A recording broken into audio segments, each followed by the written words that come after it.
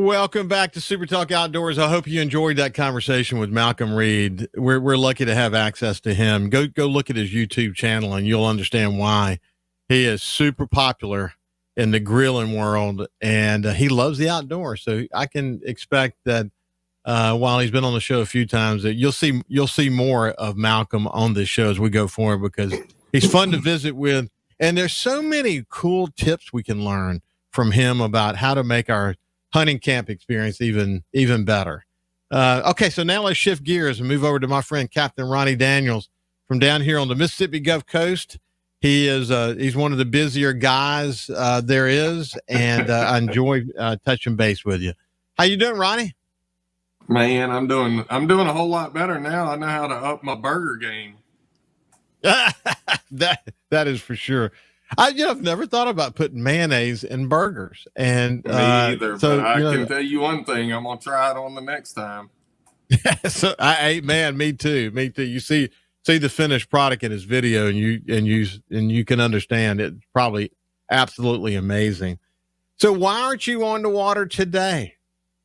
Well, I had a day off today. I've been the end of this month. I didn't schedule as many trips. We just opened a new business, and that's been doing really well. So it's taking a little bit of time too. So I'm figuring out how to balance the two right now.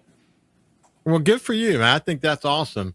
I think it's important to be diversified, and you certainly have done that. My son Jordan went triple tail fishing yesterday with his two friends, Hunter Creech, my friend Mark's son, and Corey Platt.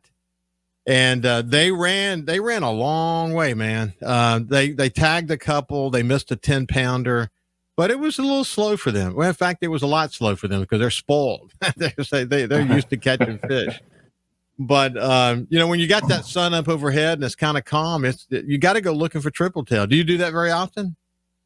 Well, we do it every chance we get. I've heard of a lot of people catching them yesterday. We were at Cat Island. We were doing the trout thing the past 2 days, but I did get a chance a few weeks back during the 4th of July rodeo to go looking for them. And my son caught one that was within a pound of the youth state record, and he won the Mississippi Deep Sea Blackfish division with that one, 18.85 pounds.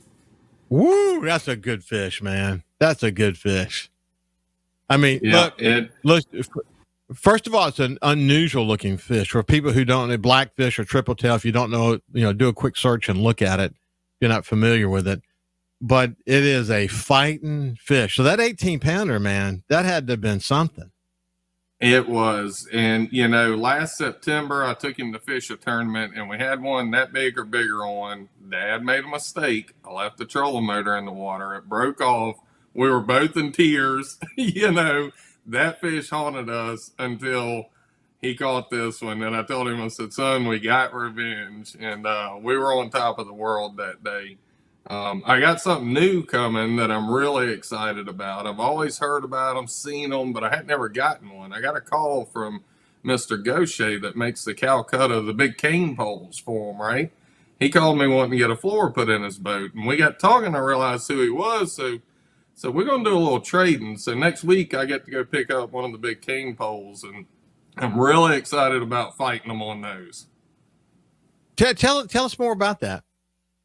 So he's out of Gaucher, Mississippi. His last name's Mr. Gaucher. And we got to talking and said, I've heard your name before. He said, yeah, I make the Calcutta poles. I said, well, I got to have one of those. He makes these, they're made out of actual bamboo. They're about 20 foot long. They're completely rigged, ready to fish whenever you get them from him. I can't wait to experience it. I mean, it's just straight line, holding the pole. There's no drag, and just a new, more fun way to fight these big fish. I think it's going to be a little bit of a challenge to figure out, but we like doing new things and learning it. And I think it's going to add a lot of excitement to what we do there. I've actually got a client coming in from Texas next month to just fish triple tail for 3 days. And I told him, I said, I got us a new toy coming. We're going to go have some fun with it. We love doing stuff like that, man. I mean, and speaking of bamboo, my son Jordan does a lot of flounder gigging in Back Bay, and he stands on the front of the skiff. Oftentimes he'll be by himself, and he'll push with the gig. He'll use the gig as a push pole. We got to doing a lot of research about it and found these really long, really sturdy bamboo poles. He got 2 of them. And what he did is he put, he's got just a triple gig, like a frog gig is what he uses. And so he put it on one end and he pushes with the other. And these things are like 20 feet long. And it's a gig and a push pole all at the same time. But that bamboo, man, I mean, what they're doing with some of that bamboo these days is really creative, isn't it?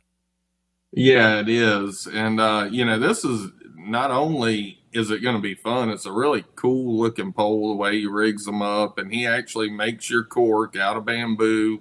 Everything he does by hand. It's really neat. If you had never seen it, there's a lot of videos on Facebook and whatnot about people using them. And it's going to be a different experience. I'm looking forward to it. We're gonna have. I in my mind, I can see one of those boats in Japan with 20 guys on the front, the tuna cane pulling those tuna into the boat. But that's exactly what it's going to be like, man. Yeah, I don't think we'll be bringing them in quite that fast, but hopefully it'll be just as fun as that looks. Yeah, that's really cool. Well, how's your fishing season been? Man, phenomenal. I've told so many people, trout wise, I can't remember a year this good. Now, we've caught the numbers that we've caught this year, but the quality of fish that we've seen this year has just been unbelievable. And even on the slow days, right, where we may only come in with 15, 20, 25 fish, whenever you're coming in with that number of fish, but they're all big, solid, mature trout, the clients are happy with that. I've had so many people tell me this year, hey, I'd rather catch 15 of these 18 to 20 inch fish than I would, 30, 13 inch fish. So everybody's been happy. Sorry, I got my little Demi walking around in the background again today. No problem at all. She's got to stay right by my side. Ronnie, what's so good about this is that when the big freeze came and we had all those dead mullet and specks and other fish in the little bays of that got caught up in the bays of Chandelier and Horn Island and Ship Island, places like that. That's certainly around Louisiana Marsh. We were worried to death about what that was going to mean, but a lot of the experts said, yeah, it looks worse than it is. The resource is incredibly resilient. We may be surprised, and here we are. Yeah, absolutely. That was a huge concern. I mean, snow that we've never seen before, lows that we don't typically see, and there were a lot of videos that looked very grim. But I can tell you from on the water knowledge, our fishery was not hurt, not detrimentally for sure by that, because not only are we catching good quality trout, we're catching a lot of small ones too. So they're all out there. There's been great numbers of them. And it's been across the board. It's pretty much anywhere that we go, and we've had a lot of dirty water this year. The river got high, but thankfully they didn't have to open the Bonacary. We still had a lot of dirty water push up from down south, but even with all that, it's been just as consistent as it could be. All of our charter boats have been making great trips. Now we're seeing the pogies move in. We've got redfish and jacks following those in. So we're fixing to start doing some of that stuff with people. It's been great across the board. Flounder have been great this year. A ton of people gigging a lot of fish at night. A lot of people catching them on hook and line during the day. I mean, it's just been a great year all the way around. Well, you and I have consistently said this. If you've got a good bait crop, you're gonna have good fishing. And listen, we got to where at our pier here, when we want to go just kind of mess around with the kids, usually it takes one cast and we can fill a bait thing of the small Manhattan, and we will catch a few shrimp as well. But I mean, we don't have to work hard at all to find bait, and bait's everywhere right now. Yeah, it absolutely has been. We've been seeing good rafts of mullet out around the islands, obviously a ton of pogies. The croaker crop's been good. The past couple months, that's kind of what we do. I don't fish a whole lot of bait year round, but during these months, we definitely fish those croakers for the bigger trout. And, you know, everything's been good. We've got clean water now. It's looking really good. I was out at the island yesterday and it was just beautiful. Yeah. Well, what's interesting is, again, it depends on how much rain we get. It depends on Mississippi River. But, during the wintertime, when you and I were visiting, the water was so clear, you could blur your eyes and just imagine you're in Key West. And now we got some clean water coming in. A lot of our trips offshore this year, we've had some good ones, but the water was not pretty. Now down below is probably incredibly pretty. I remember diving once where we had to go through 15 feet of the murkiest junk you've ever seen, and then suddenly just absolute beauty and wonderful visibility down below. That's just an example of what it actually looks like. With Ronnie Daniels, we'll see you back after this. Welcome back to Super Talk Outdoors. We're visiting with my friend Captain Ronnie Daniels, who has been a regular on this show since the very beginning. So for 5 years, we've visited pretty regularly on the show. But, Ronnie, one of the things you mentioned this, but did you know going into this that Cat Island would ultimately be your bread and butter? I mean, Cat Island has really turned into a wonderful place to fish, hasn't it?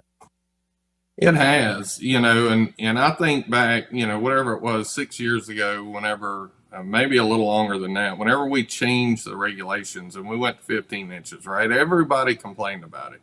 All I'm catching is 14.5-inch trout. And I tell them, well, what were you catching last year? 12.5. Hey, it's working. Give it a little time. And we're seeing the fruits of that change now. So happy to see that Louisiana came on board and made some changes. Allow those fish to get a little bit bigger, lower that limit, leave a few more in the water. I think we'll see great changes there over the next few years as well. But I can tell you, I grew up, first place I ever wade fished was Cat Island, right, as a kid. And we've always caught a lot of fish there. But this fishery, we have people from Louisiana coming to us now, right? Because our Western Gulf, our Western Sound has just been so good. Even Ship Island and even some of the islands to the east. I mean, our trout fishery has just really, really taken hold. It's really good to see. I mean, there's no doubt about it. It's gotten good and gotten better. And all the what I call the backwaters of coastal Mississippi, you don't even have to go offshore, to places like the barrier islands. The speckled trout fishing has been reportedly really good. And of course, redfish continue to just, they can handle all kinds of different kinds of water.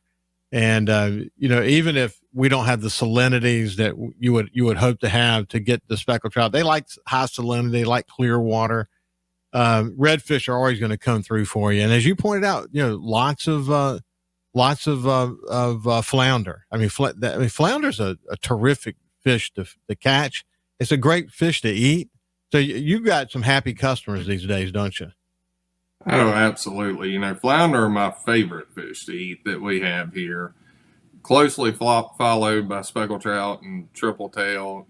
Redfish, you can't turn your nose up at them either. We've got, so you say it all the time, we've got everything right here, right? We're the sportsman's paradise as well. And we've got the amenities to offer. The Gulf Coast just offers so much. Bring your family, you can go golfing, you can eat at a nice restaurant, there's great places to stay, and we truly have world-class fishing just a few miles off our coast, sometimes right on our coast, right on the beach. Yeah, so much fun. Hey, I say we're the sportsman's paradise too. Of course, I spent some time in Louisiana with TimesPicayune.com. I wouldn't say it that way. I would say they can be the sportsman's paradise. We're going to be the capital of the outdoors in America. That's to me that has more bona fides that come with it. But it's true. I mean, but look, I had it to Louisiana for all those years. That was their tagline, and it still is. Maybe one day our state legislature will pass a bill that says Mississippi is the capital of the outdoors in America. We need to stake that claim. And we have a reason to push for that legislation. Yeah, there's no doubt. I do, have the opportunity to meet with legislators. In fact, I had an hour-long show on my other show recently with the Speaker of the House And we had a terrific Jason White. We had a terrific conversation. In fact, we spent almost the full first segment talking about the outdoors and all of that. So he can't agree more about that. And it's great to have legislators that also enjoy the outdoors, that grew up in the outdoors, whose fathers and grandfathers taught it to them, and now they're teaching it to their kids and their grandkids. And we had the perfect state to be able to do that.